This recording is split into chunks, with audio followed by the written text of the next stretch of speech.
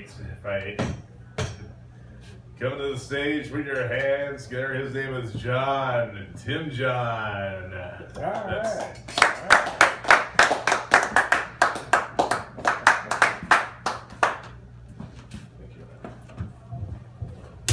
What I'm going to do is change it to a symbol and just save all the time and energy trying to put the name, you know. Prince and I have that in common, so I'm just going to, I haven't figured out the symbol yet, but it'll save time in noisy bars, you know. Who are you?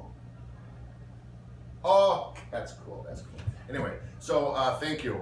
And thanks for letting this go on because they say stage time is stage time, you know, and You're welcome. and since I am, what should we say, mentally ill, and I can't tell there are only 3 people here, to me this is a crowd of 700,000. So, you know, I'll pretend I'm at Woodstock, you know. I just woke up and took some drugs, and here I am. And I thought I would do this for no good reason, but why not? I like Milwaukee history, and I thought what I would do is sing about Milwaukee's history. So, and I've got a horrible voice, and I'm not funny, so let's see if I jam those 2 things together, what happens? So, here we go. Let's see, when all 3 of you finally raise your hand, I'll get off the stage. This would be like the gong show, if it gets that bad. So, here we go. My name is Tim. I'm gonna talk to you about the history of Milwaukee.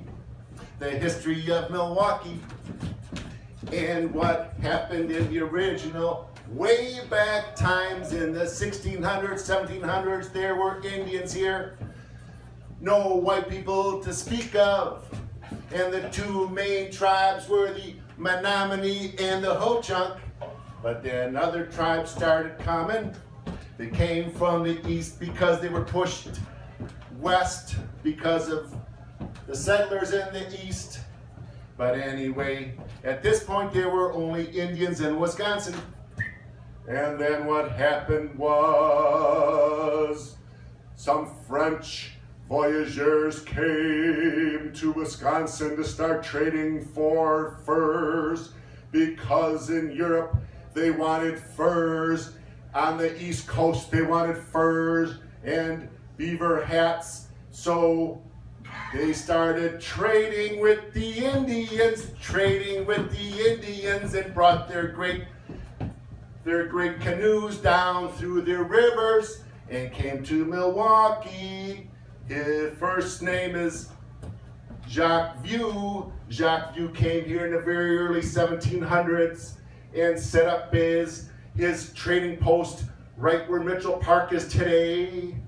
And of course, that whole Menominee Valley was all full of reeds and marsh and beautiful thousands of birds and fish and muskrats. And the Indians trapped and they traded for goods from Europe and the East Coast.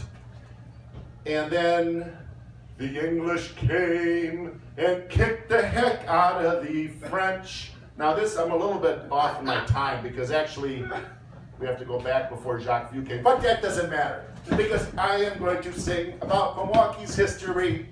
So, the British came and beat the French in the French and Indian War. So then the French trappers that were here said, we'll just switch sides. And they became part of the English Empire. And then, of course, we had something known as the American Revolution. And we became Americans. Of course, the whole time in Wisconsin, the Indians are like, hey, we'll deal with who we have to deal with. This is a musical break. Of course, the Indians didn't know what was coming, did they?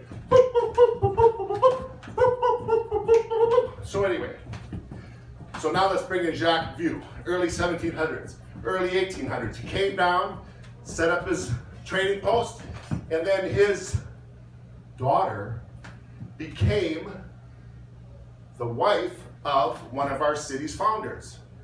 Solomon Juneau married his daughter. And Solomon Juneau came, I think, 1832 or so. He came to Milwaukee and set up his cabin. That's supposed to be a song. Set up his cabin right downtown on Wisconsin Avenue and the river. You can still see a plaque to that today. He started trading, he spoke French, and of course with his wife's being Indian, he had great inroads with Indians and was always very popular here. And then in 1835, the American government started making treaties with the Indian tribes, and the Indians lost, traded for their land, lost, traded for their lost, traded for their land, lost, traded for their land, and were asked to move west. Go west to Minnesota. Get out. We're going to settle this area. We're going to develop it. So, when the white people started coming, 1835, 1836, 1837, 1838, they came in droves from the East Coast and came in droves. They're called Yorkers and East Coasters, and they knew exactly what they wanted. They knew exactly what they wanted. They started to pave the streets, plaque the streets, and anything that was Indian at that point, which is burial grounds and villages and little, there were a lot of crops growing around here. They were done away with, done away with. They were just wiped out. There were some Indians who hung around for a while, but were encouraged to leave. Go to Minnesota, go to the land of sky blue waters, get out of Wisconsin. And finally, in about early 1840s, the Germans began to come off the boats, along the Erie Canal. Erie Canal brought the Germans here. The Germans, they came in numbers that were unbelievable and created this tremendous German colony of Milwaukee. People still think it's a German word, Milwaukee. And so the Germans give it the flavor of going to bed early and working hard, big industrious, all those things, and killing all, no, that was later. But still, we became a city that was the most German, there were amazing amount of people came in from other countries, immigrants. It's an immigrant country beyond belief. You walk down the street, 1840s, 1850s, 1860s, in their neighborhoods where you didn't hear any English spoken. It was a bilingual city, English and German. Ja, das ist gut. And then we started to fill in all the marshes that were here, because a great part of downtown Milwaukee was in a marsh, not a marsh, but a marsh. So we filled in the marsh pit with earth and flattened out the whole area. We did. And then started to lay streets, and then bridges, and then we had a bridge war. We had a bridge war in